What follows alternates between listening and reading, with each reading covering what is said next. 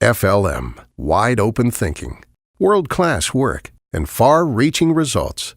Now with locations in Minneapolis, Columbus, Indianapolis, and Washington, D.C. All dedicated to serving clients who specialize in the business of agriculture and the life of rural communities. I'm Sara Wyant. We're pleased to have Mary Kay Thatcher with the American Farm Bureau Federation with us this afternoon on Agri-Pulse. Mary Kay, thanks for joining us. You bet. Thanks for being here. You had a big day with the delegate session here in Nashville. Tell us what, if anything, changed in regards to the commodity policy in your Farm Bill resolution process.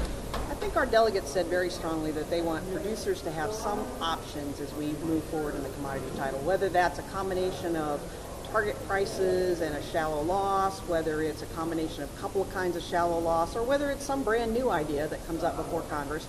They just want us to recognize that different programs tend to work better for certain commodities than others, and therefore let's give producers a choice. And in regards to dairy policy, were there any significant changes? Not really. You know, we supported the gross margin concept, getting away from the price support and the milk income loss contract program last year, and I think they verified that indeed that's where they want to go. Now, there's been a lot of discussion in the hallway about dairy and about how it should work. I know if we had our choice, we wouldn't have supply management as part of that package, but I think we know there isn't enough money to do it in any other way. So our board will sit back and look at that, wait probably until the March CBO baseline comes out so we know what kind of money we have to build what kind of a safety net, and then see, does that dairy approach still work with the budgetary numbers that are out there.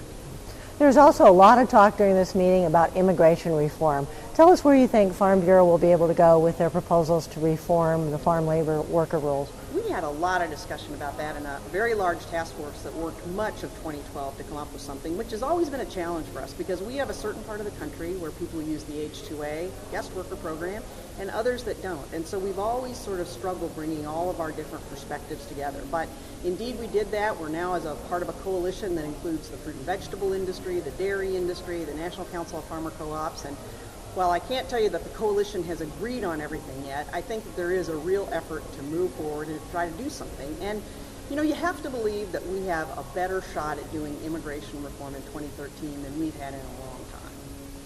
Thank you, Mary Kay. I appreciate you joining us today on Agri-Pulse. You bet.